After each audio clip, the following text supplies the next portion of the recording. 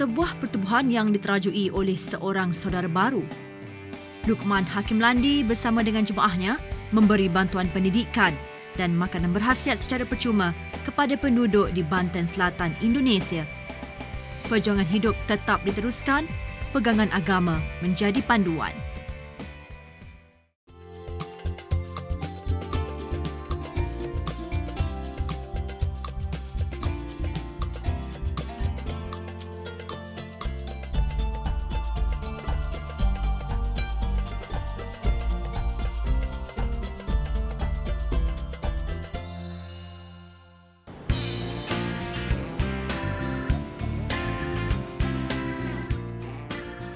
Dengan populasi 10 juta penduduk, Jakarta merupakan ibu negeri yang paling padat di Asia Tenggara.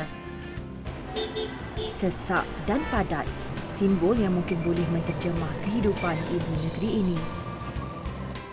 Dalam pembangunan pesat yang kurang sihat, jurang kehidupan antara yang miskin dan kaya begitu ketara.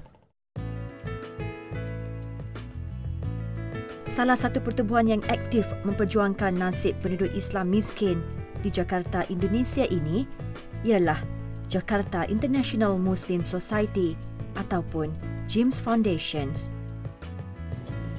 Yayasan yang diterajui oleh barisan saudara baru ini sudah bertapak di Indonesia lebih dari 12 tahun.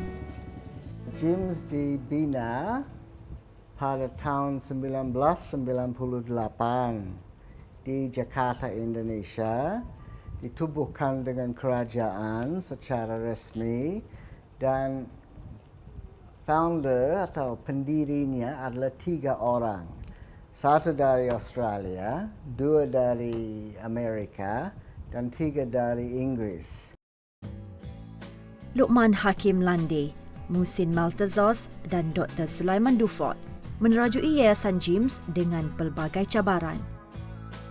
Namun sehingga ke hari ini, hanya Luqman yang masih aktif dalam mencari dana dan menggerakkan pertubuhan tersebut. Pertama-tama itu mengumpulkan orang-orang asing, lelaki yang baru masuk Islam di Jakarta. Jadi disebut JIMS, Jakarta International Muslim Society. Seawal tahun 1998, aktiviti yang dijalankan Yayasan JIMS tidak begitu meluas. Kemudian JIMS mengembangkan sayapnya ke kampung-kampung terpencil di pelosok-pelosok, di mana kami mencari kampung-kampung yang kosong. Kosong di sini berarti kosong iman, kosong ilmu, kosong amal, dan kosong Islam. Allahu Akbar, asyhadu an la ilaha illallah, asyhadu anna Muhammadar Rasulullah. Ternyata misi dan visi Yayasan JIMS adalah mengharapkan keredaan daripada Allah dengan setiap amal kebaikan yang diusahakan. The vision is to establish Islam. Islam benaran berdasarkan ayat Quran dan Sunnah Nabi Sallallahu Alaihi Wasallam. That's the vision, and the mission is through education.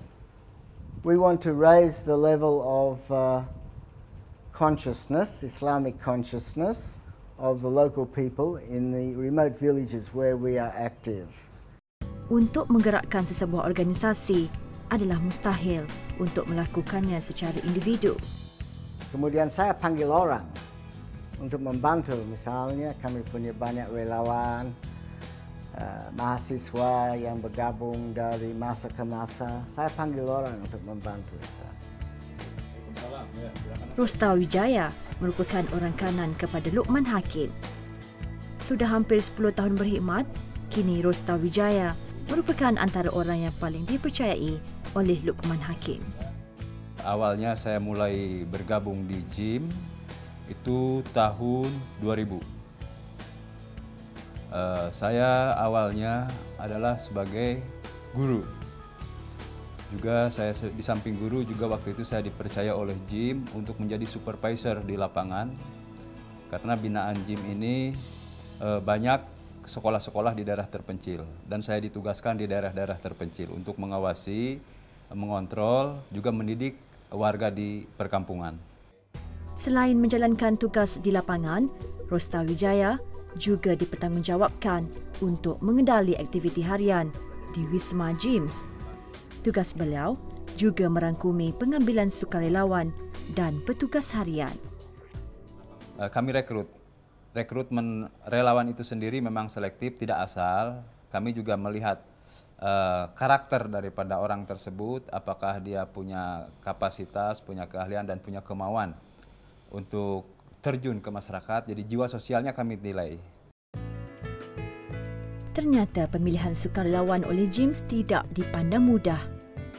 Mereka yang benar-benar ikhlas dan berminat untuk melakukan kerja-kerja amal dan dakwah sahaja diterima sebagai sukarelawan Gyms.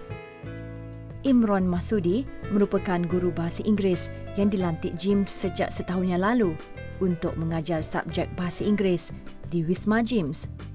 Di sini pengajaran bahasa Inggris maupun pelajaran yang lain-lainnya diintegrasikan dengan nilai-nilai Islam yang ada, seperti membuka pelajaran dengan doa, mengakhiri pelajaran dengan doa, dan di gedung ini juga dilengkapi dengan fasilitas musola. Jadi kalau kita akan belajar dan sudah masuk waktu sholat, kita bisa sholat dulu.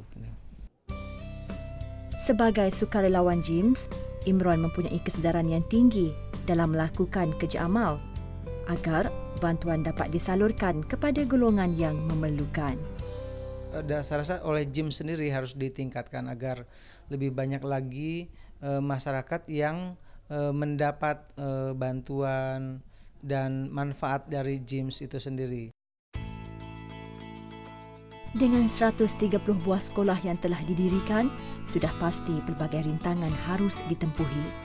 Dengan niat mencerdaskan kehidupan bangsa, cabaran bertali arus berjaya mereka tempuhi. Ini tantangan buat kami juga berat, terutama dari segi finansial. Ya.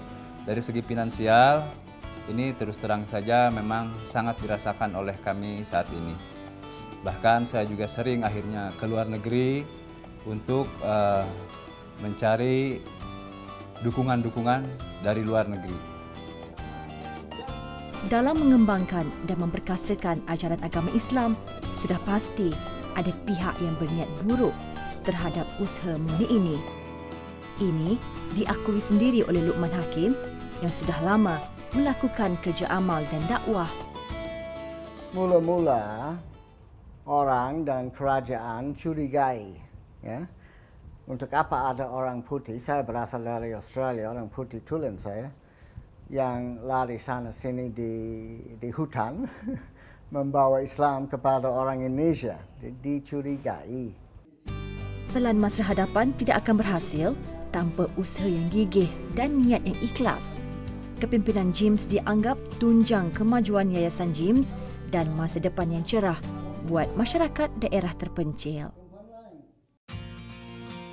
Tidak hanya menitik beratkan soal pendidikan, sosial dan agama buat masyarakat terpencil, program makanan berkhasiat juga diambil kira. Kanak-kanak amat memerlukan makanan berkhasiat dan di sinilah Gyms menghulurkan bantuan.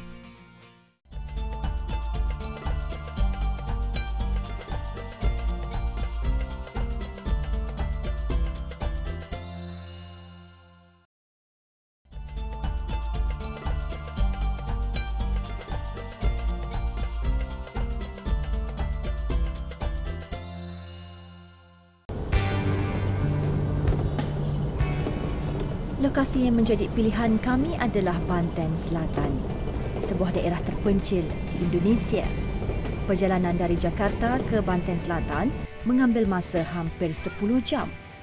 Dengan hanya menaiki kenderaan pacuan 4 roda, sukarelawan Gyms masih bersemangat dalam misi bantuan mereka.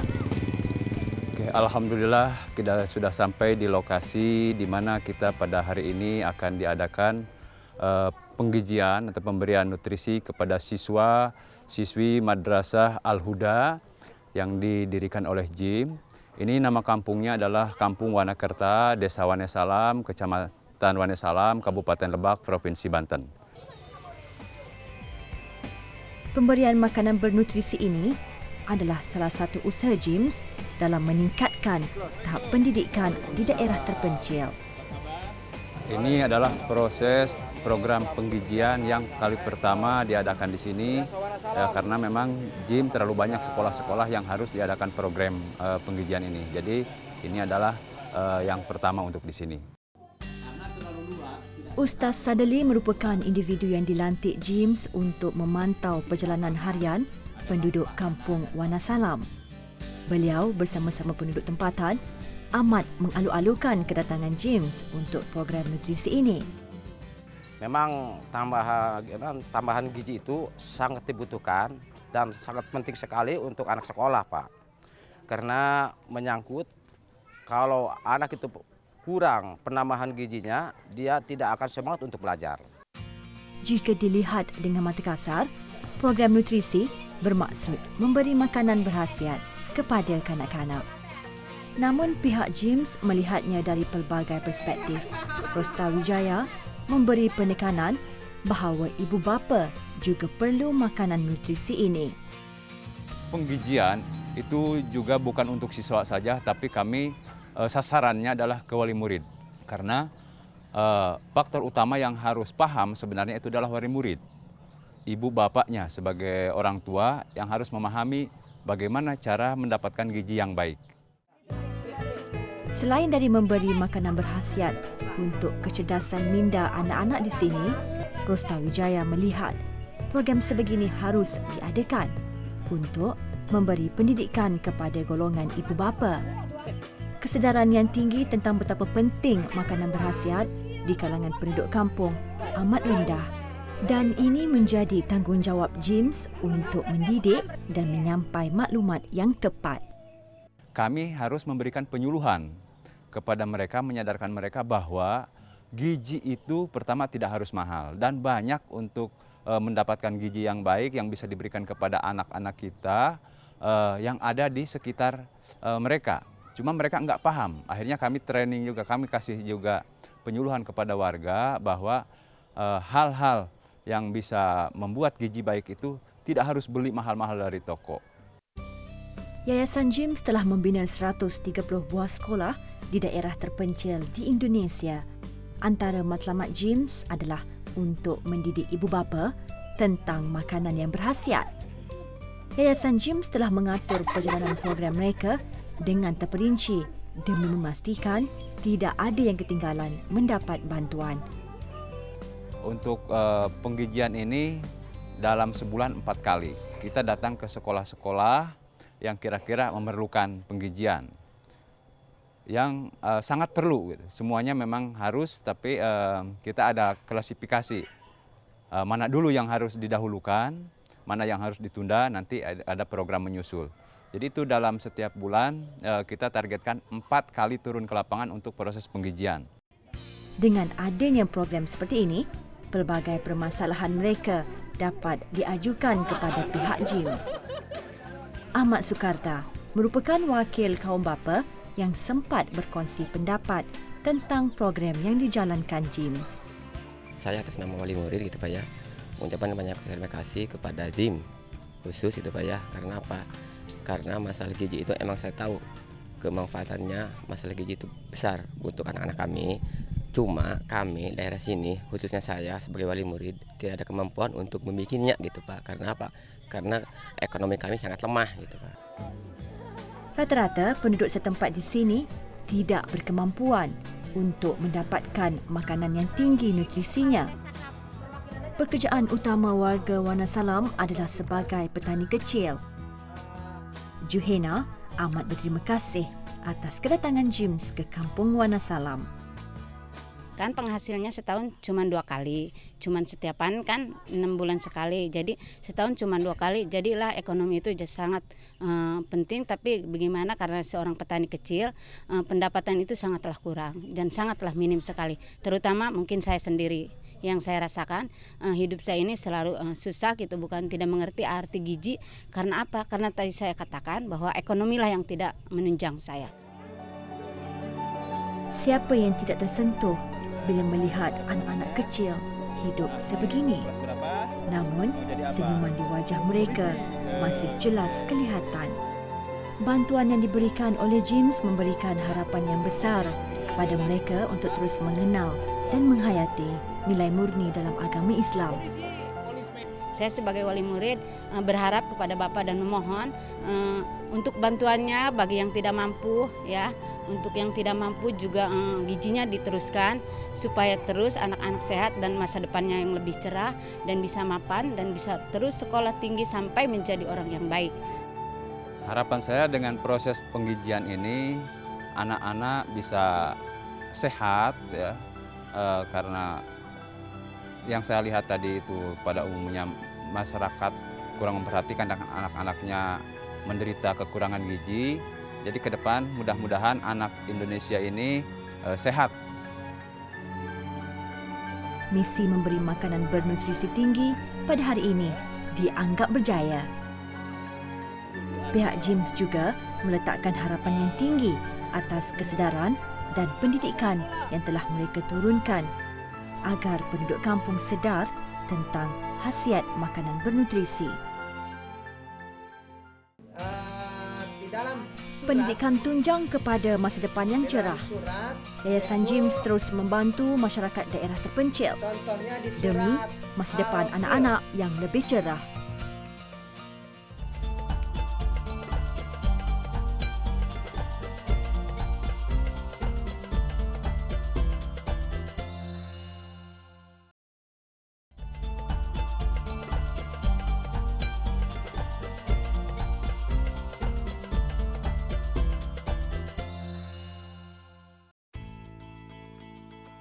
Di daerah-daerah terpencil di Indonesia, keadaan begitu susah sehinggakan anak-anak tidak mempunyai tempat untuk belajar. Dengan pendapatan yang amat kecil, ibu bapa tidak punya kemampuan untuk menghantar anak-anak mereka ke sekolah yang terletak jauh di kawasan kota. Waalaikumsalam. Bagi Nur Azam, pengalamannya selama 7 tahun bersama Yayasan James telah menampakkan perbezaan di daerah-daerah terpencil ini. Mulai dari 2003 sampai 2010 ini perkembangan di daerah-daerah itu sudah sangat dirasakan oleh masyarakat, mulai dari pembinaan kualitas sekolah, terus bantuan-bantuan sosial. Kampung Wanakerta terletak di daerah Wanasalam. Di kawasan ini, bantuan yang telah dihulurkan James adalah dalam bentuk pembinaan sekolah. Pada tahun 2007, terbinanya sebuah sekolah yang dinamakan Madrasah Diniyah Al-Huda. Kokom Komariah, individu yang bertindak sebagai pengetua di sini, menceritakan bagaimana boleh terbinanya madrasah ini. Pada awalnya Madrasah Diniyah Awaliyah Al-Huda numpang di bangunan di gedung SD